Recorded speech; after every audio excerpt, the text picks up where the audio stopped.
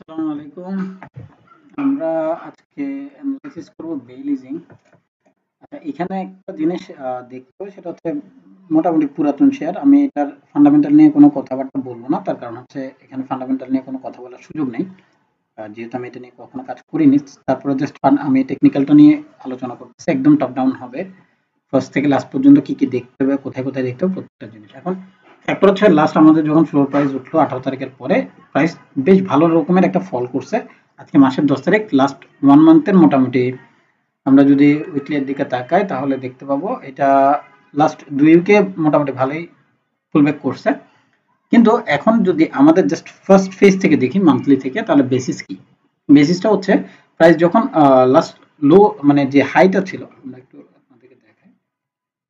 এখানে যে হাইটা আছে, এই হাই যখন সে ব্রেক করছে, মোটামুটি এটা সে শিওর করছে যে আইপিওর যে প্রাইসটা ছিল তার থেকে অনেক উপরে সে অলরেডি আপ আছে। আচ্ছা, এখন ফ্যাক্ট হচ্ছে আমাদের লাস্ট যে লো সেটা ছিল এইখানে, এটা হচ্ছে তার লো, অর্থাৎ 9 টাকা 29 পয়সা তার লাস্ট লো।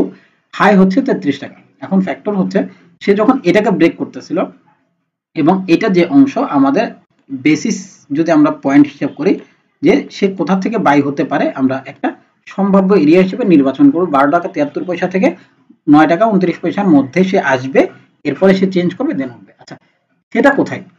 এটার দিকে যদি তাকাই, আচ্ছা আরেকটা জিনিস দেখাই দিই, যে আমাদের যে হাইটা হয়েছে, এখানে আমরা যদি ফিবো নেই লাস্ট লো থেকে হাই পর্যন্ত, তাহলে আমরা দেখতে পাচ্ছি সে 78 কে অলরেডি ক্রস করে চলে গেছে। এই জন্য এটা আসলে আমি দেইনি প্রথমে।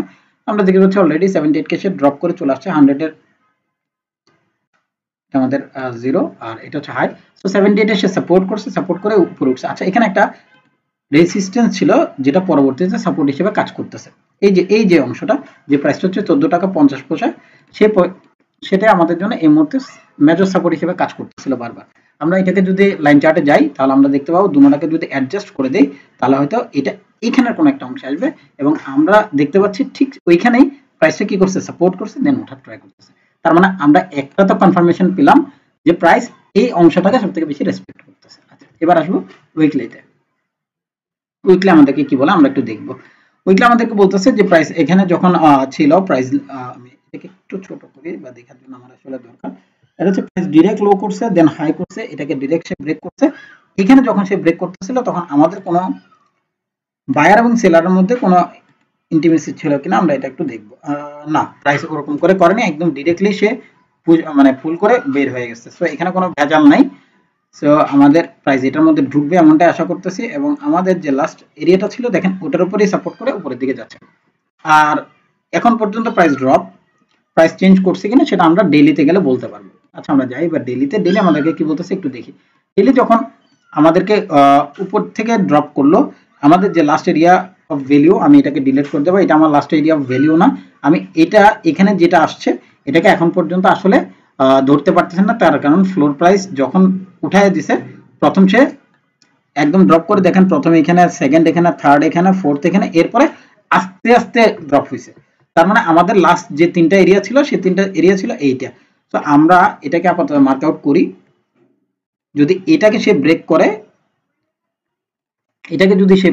ব্রেক করার পরে আমরা ডিসিশন নেব এখানে সে কখন ব্রেক করতেছে। আমাদের ফার্স্ট প্রাইস পয়েন্ট হবে 14 টাকা 3 পয়সা, অর্থাৎ যেটা আমাদের লাস্ট এরিয়া অফ ভ্যালু বা যেখানে সাপোর্ট ছিল, সেটা ছিল আমাদের ফার্স্ট এরিয়া।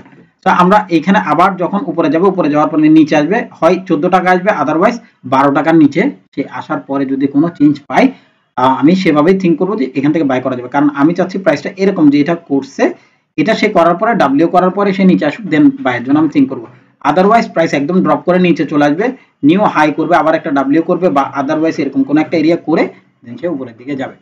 তো আমরা লাস্ট এরিয়া থেকেই থিঙ্ক করবো যে আমরা নতুন করে এটাকে বাই করতে পারি, এবং মোটামুটি যেটুকু সময় আমি দেখতে পাইছি সে সবসময় অ্যাক্টিভ ছিল প্রাইসটা, ফ্লোর প্রাইস ছাড়া বাকি সবসময় মোটামুটি অ্যাক্টিভ একটা শেয়ার। আপনারা চাইলে এটা থেকে ট্রেড করতে পারেন। আমাদের সেম ভাবেই ইয়া করতেছে, এবং ভলিউম কিছুটা বাড়ছে। তো এটা দেখা যায়, কোনো সমস্যা নেই।